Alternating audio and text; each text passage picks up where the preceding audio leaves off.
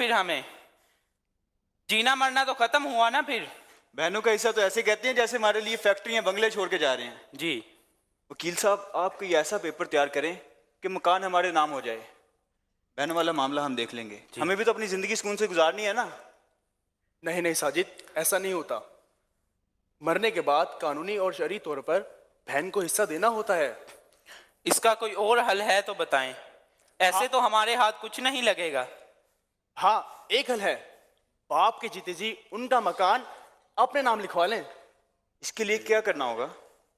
زیادہ کچھ نہیں، میں آپ کو ایک پیپر تیار کر کے دوں گا، اس پہ صرف دستخط کروانے ہوں گے.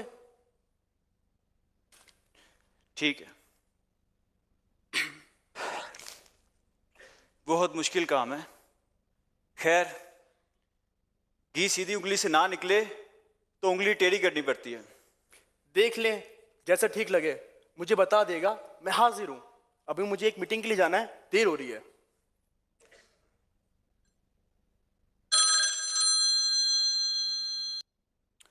السلام علیکم. جی جی جی ساجد بھائی ابھی ضروری کام سے گئے ہیں. جی جی جی ضرور. کوئی پیغام ہے تو مجھے بتا دیں. جی جی میں ضرور ان کو پیغام آپ کا دے دوں گا. جی جی السلام علیکم ورحمۃ اللہ.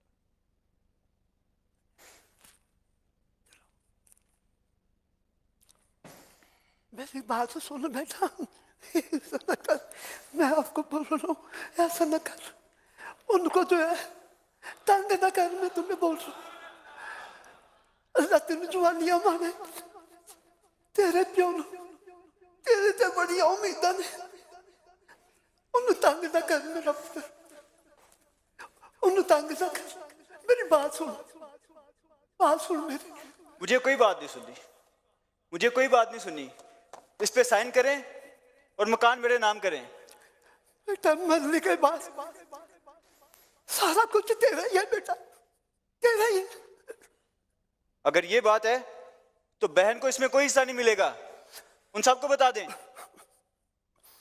بہنوں کا حصہ ہوتا ہے بیٹا، ہوتا ہے بہنوں کا حصہ. جب شریعت نے ان کو حق دیا ہے تو ہم کون ہوتے ہیں ان کا حق چھیننے والے؟ ان کا جو حق بنتا ہے نا میرا پتر، ان کو دے دو. جو تمہارا حق ہے وہ تم لوگ رکھ لو، تم لوگ رکھ لو. میں کہتا ہوں گھر کا سکون برباد نہ کر میرا پتر، گھر کا سکون برباد. میں گھر کا سکون برباد کر رہا ہوں؟ میں جگرا آپ سب لوگوں نے میری بات نہ مان کے شروع کیا. بہن کی شادی کی، اس کو جہیز دیا، ساری زندگی وہ اس گھر میں سکون سے رہی، کسی چیز کی کمی نہیں آنے دی. اور مکان میں بھی حصہ دینا ہوگا. عجیب دماغ خراب کر کے رکھا ہوا ہے آپ لوگوں نے. نہیں بیٹا دماغ خراب، ٹھنڈے ذہن سے سوچ. تیاں تیاریاں ہوتی، گھر والے کہتے ہیں برائیاں ہوتی ہیں. تیاں جب شادی ہو جاتی ہے وہ کہتے ہیں برائے گھر سے آئی ہے، نہ ان کا وہ گھر نہ ان کا یہ گھر. تیاں تیاریاں ان کا حق بنتا ہے بیٹا. جب قرآن نے ہمیں یہ تعلیم دی ہے کہ کسی کا حق نہیں رکھنا چاہیے، تو جو میرا بیٹا اس کا حق بنتا ہے نا اس کو دے دے. میرے مرنے کے بعد یہ سب کچھ آپ کا جو ہے نا، سب کچھ آپ کا ہے. میں کہتا ہوں اس کو چھوڑ دے، جو اس کا حق بنتا ہے اس کو دے دے. یہ سب کچھ ادھر ہی رہ جانا ہے پتر، ادھر ہی رہ جانا ہے سب کچھ. ایک ایک کر کے سب نے ٹر جانا، ٹر جانا سب اتنے رہ جانا ہے سب کچھ.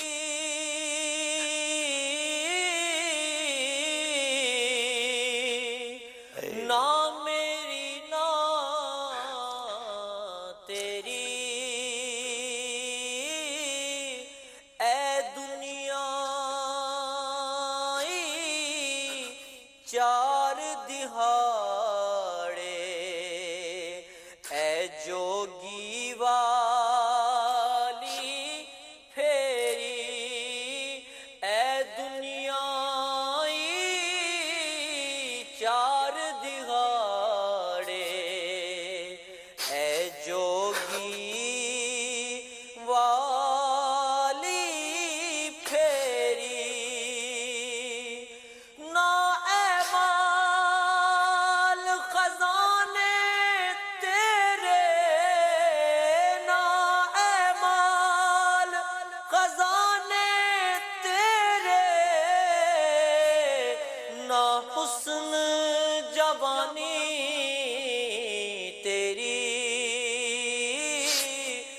جس دا مال اس لے جانا اے تینوں ایویں ہرس بدھیری جس دا السلام علیکم ورحمۃ اللہ وبرکاتہ.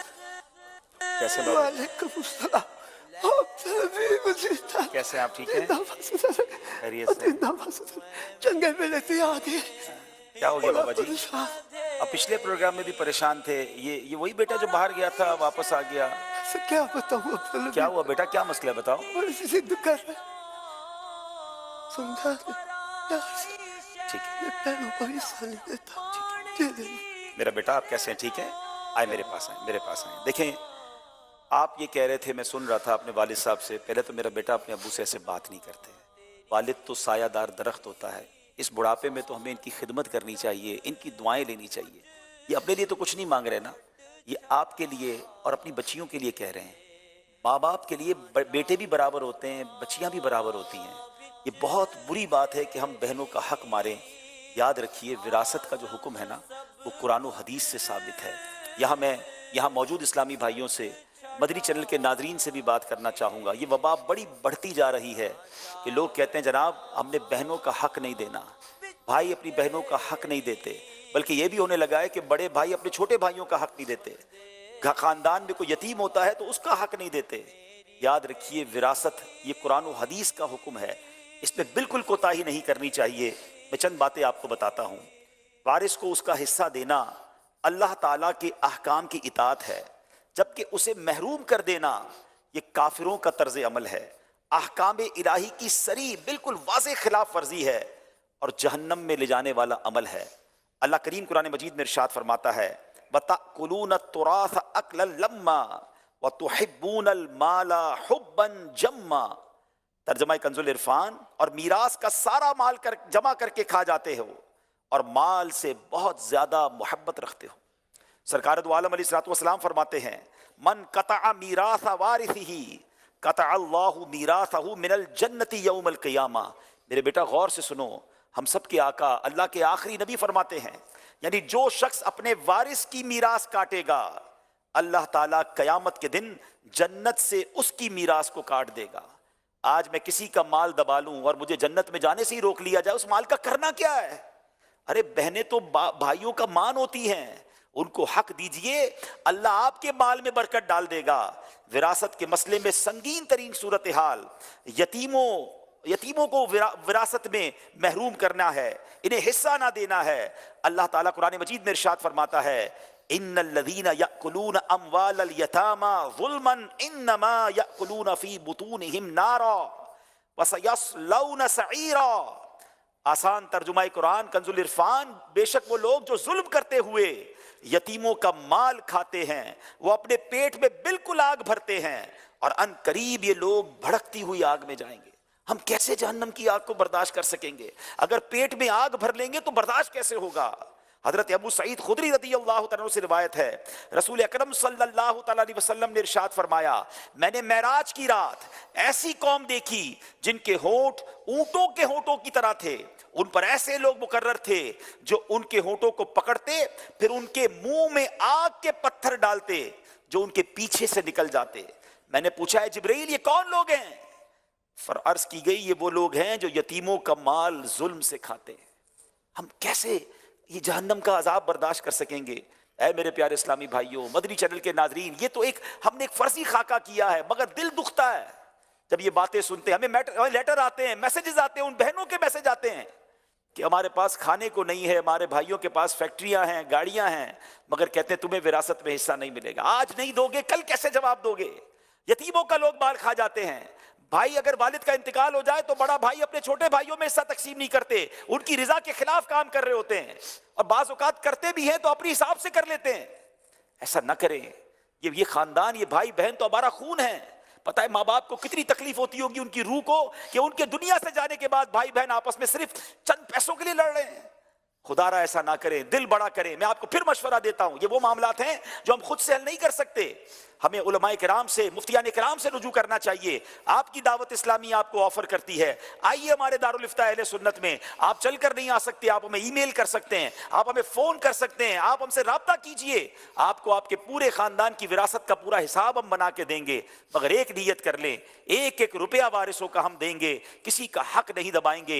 ये माल हराम है, जहन्नम में ले जाने वाला काम है। तो मेरे बेटा अब आप भी नियत कर लें कि इंशाअल्लाह अपनी बहन को इंशाअल्लाह हिस्सा देंगे। अब्बू से माफी मांगे बेटा, अब्बू का हाथ चूमे, बाबा जी ये तुम्हारा बेटा है, इंशाल्लाह अब फरमा बरदार हो जाएगा। आप दोनों फिर काफले में सफर करें इंशाल्लाह, ठीक है। माह काफला चल रहा है, आप इस शुक्राने में इनको काफले में ले जाएं।